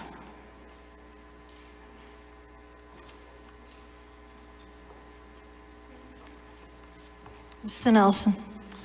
Yes, actually, I was going to mention that there's something called the Culvert Replacement Municipal Assistant Grants. And I don't know if that's what we're taking part in here. I'm surprised the MBTA hasn't gotten their claws into this as well.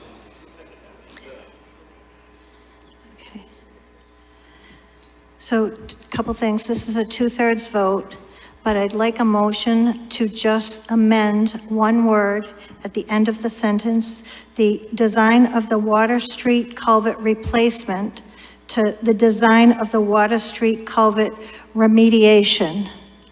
Is there someone willing to make that motion? Thank you, Mr. Jones. Is there a second? We have a second. So we've just voted to amend one word in Article 21, replacement to remediation. So I'm going to do this by a hand vote. All those in favor, raise your hand, please. Thank you. All those opposed? It is unanimous. So now the vote on the amended motion, Article 21. This is a 2/3 vote. Please vote now.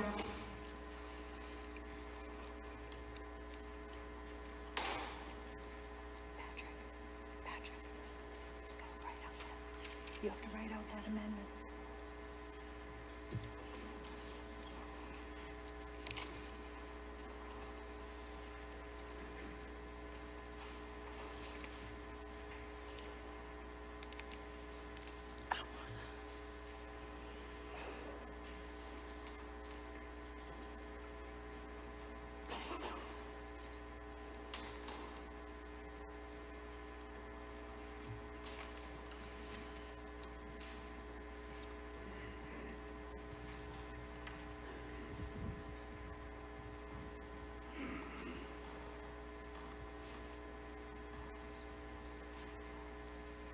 Is there anyone else who wishes to vote?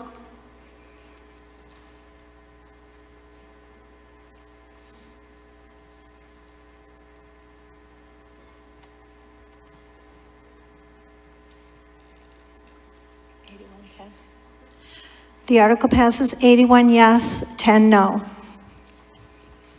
Article 23, Mr. Zethier. Article 22. I'm sorry, 22. Madam Moderator, I move that this article be postponed indefinitely. Is there a second? All those in favor, please raise your hand. Any opposed? The article is postponed indefinitely. Article 23. I move that the town meeting vote to appropriate $40,000 from free cash towards the replacement of a groundwater monitoring well, environmental testing, and solid waste advisory services at the former landfill. Is there a second? I see a second. Are there any questions on this article? See, this is a simple majority. We'll now vote.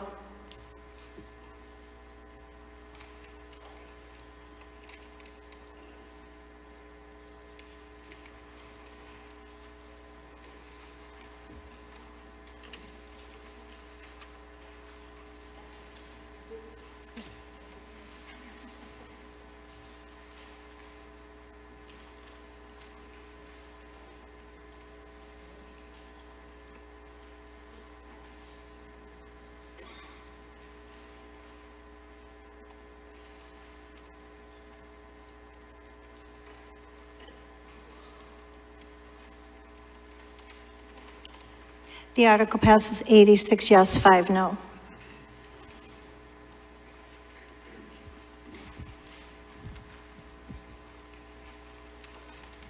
Article 23, Mrs. Zethier. Article 20. I'm sorry, 24. Article 24, I move that the town meeting vote to repurpose CIP funds by amending Article 4 of the May 6, 2025 annual town meeting, catch basin truck, account number 024222-582559 as follows. Authorize $65,000 to be used for the repair of the 2014 International 7,000 six-wheel dump / sand plow, number 45. Is there a second? I see a second. Are there any questions on this article? Mr. Largess?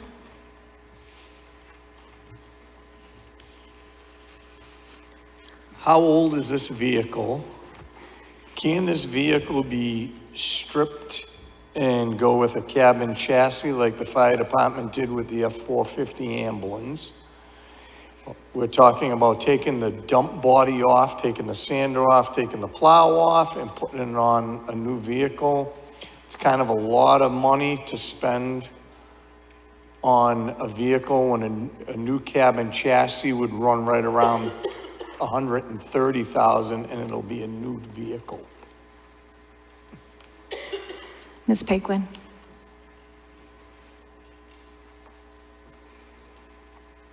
So we are looking to repair the 2014 dump truck that we need for the upcoming snow and ice season. We are reappropriating the funds that we were going to use, the CIP funds that were appropriated for the purchase of a catch basin truck. We are able to fix the catch basin truck that we currently have. So we are just reappropriating that money towards the repair of this dump truck that we need. Mr. Largess. So this vehicle's already over 10 years old, 2014, and it's gonna cost $65,000 when a new cabin chassis, again, like I'm sure the fire chief will say that they took the box off of a F-450 ambulance and put it on a new chassis for pennies and saved the town a ton of money. Why can't we do that with this truck? Why can't we take the dump body off, the sander off, and the plow off and put it on a new cab and chassis? The town manager's going to respond to this one. Thank you. Very good questions. And I spoke in depth with the DPW director about this. Back in the beginning of this year, we were going to purchase a catch basin truck. We were going to do some work there. We're reappropriating that money because we have 2 new employees at the DPW that have found a way to fix that vehicle for much less money. So we've done what you're basically suggesting, is look in to see how to save money, what's more effective, and what's more cost advantageous. So we have done that, and now we're able to look at the money here that we had set aside for that and use it for the purpose of repairing a dump truck, which is the sand and plow that we need for our snow season. So what you've asked and what you're saying is what we've already done. It's just not detailed out here. Go to the microphone if you have a question or comment, please. I'm kind of confused. How is it already done if we're gonna spend $65,000 just to replace, to repair a 10-year-old, actually a 12-year-old truck, right? 11-year-old truck. We're going into 2026, the truck's a 2014. If you have a vehicle that's gonna cost you over half, common sense would tell me if I had a $20,000 vehicle and it was gonna cost me $15,000 to fix it, I'd junk it. So why can't we strip the truck? And I know the police department's done it with cruisers and utilized parts of the cruisers to new cruisers. Cabin chassis, $130,000, we got a brand new truck, all you're doing is swapping the bed. Go ahead, Ms. Thank you. Go ahead, Mr. Kenny? Largess. Are you finished? Thank you. Thank you for your comments. Mr. Fairbanks. Hi, Kenny Fairbanks, Precinct 2. The dump truck is a great dump truck. We need it for plowing. If you order a new truck, it's 2-year wait. I know Dan thinks you can just pick a truck out of a lot and put the bed on it and call it a day, but we're waiting for trucks for 2 years out, and this truck is needed for this winter to plow and sand, and the motor just went and we're replacing it. So brand new trucks, Dan, of 300,000, 2-year waiting list. For the whole Please truck, don't Dan. yell out like that. So I beg you to pass this so we can use it for plowing for the season. It's really not a lot of money to have a big dump truck on the road. Thank you. Thank you. Are there any other questions? Mr. Tellisman. So he just you just said that the motor's gone, so it's 65 grand to replace the motor. I'm really not sure what's wrong with the truck, but again, so we're gonna put 65 grand into it, and then come next year, we're gonna be saying, okay, now we need another couple hundred grand for a new truck. So this 65 grand is just to get us through the winter? Mr. Fairbanks? With this motor, this truck's gonna be brand new motor. Everything else, it's beautiful, great shape. So either you want to sideline the truck that's in great shape, and the motor just got tired, but we're gonna use it this winter, and if we don't get it fixed, we're gonna hire private contractors to come in with a big truck, and it's gonna cost a lot of money. So I really think we should fix the truck. Thank you. Are there any other questions on this article? Will the- Mr. Marshall? Mike Marshall, Precinct 5. Will the repairs extend the useful life of this vehicle so that we can also push back a capital purchase that we would eventually have to make anyway?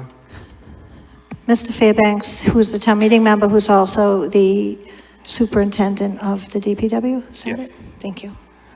Yes, we're gonna get many more years out of this truck, and yes, it's gonna buy us a lot of time. Thank you.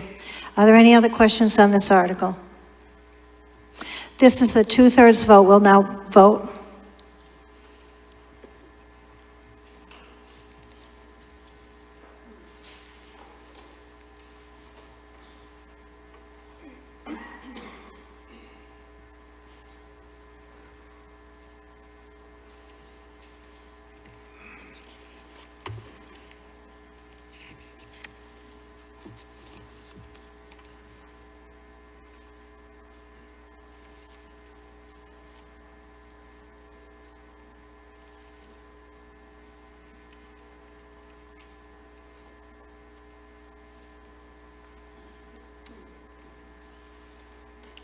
Okay.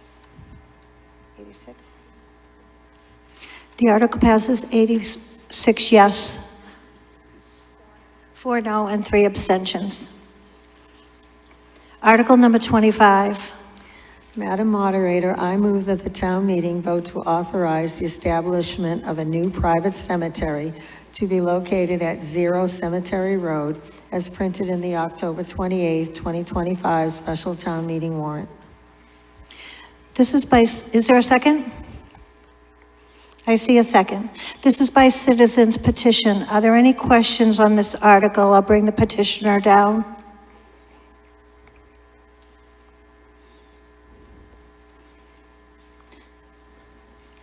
Mr. Knowles.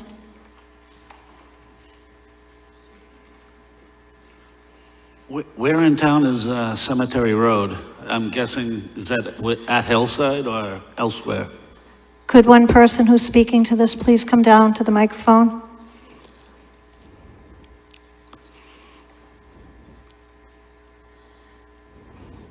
Please speak into the microphone and give your name. Thank you. I'm Syed Tahir, one of the co-petitioner of this petition. It's actually off of Stafford, where there's Leicester, Auburn, and Worcester, 3 town lines meet. And there's a Hebrew cemetery right across it.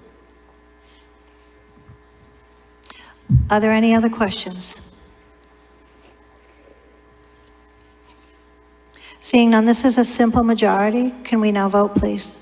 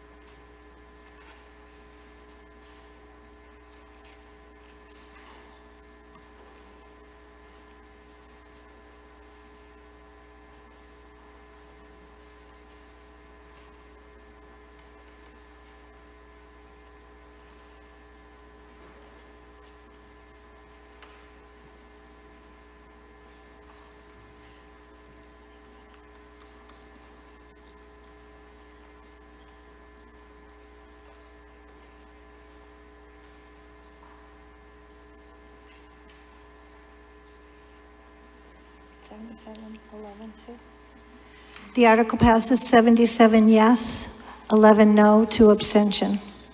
Before I move on to Article 26, I want to thank everyone for your thoughtful questions during my first town meeting, your patience.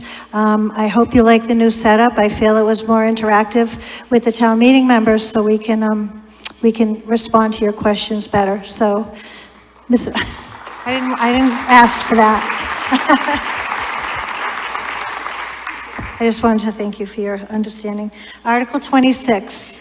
Madam Moderator, I move that this article be postponed indefinitely. Is there a second? By a raise of hands, all those in favor? Any opposed? It passes unanimously. Is there a motion? Oh, excuse me, hold on. We have a question before the motion came. Joe Frescola, Precinct 2. Articles 13, 14, and 15 were supposed to be a part of an article we voted on earlier this year. Are we at risk by not voting on 15 since we're pulling it back where 13 and 14 were approved?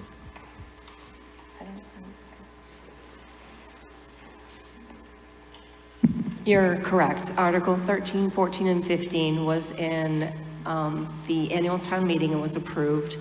We brought it to this town meeting after further research. Article 15 is redundant to what we already have. We don't need it. Redundant. Thank you. No problem. Is there a motion? Is there a second? All those in favor? Thank you. We are dissolved until May unless there's another meeting needed. Yeah, no, this one doesn't shut off, so I have to be careful. Thank you.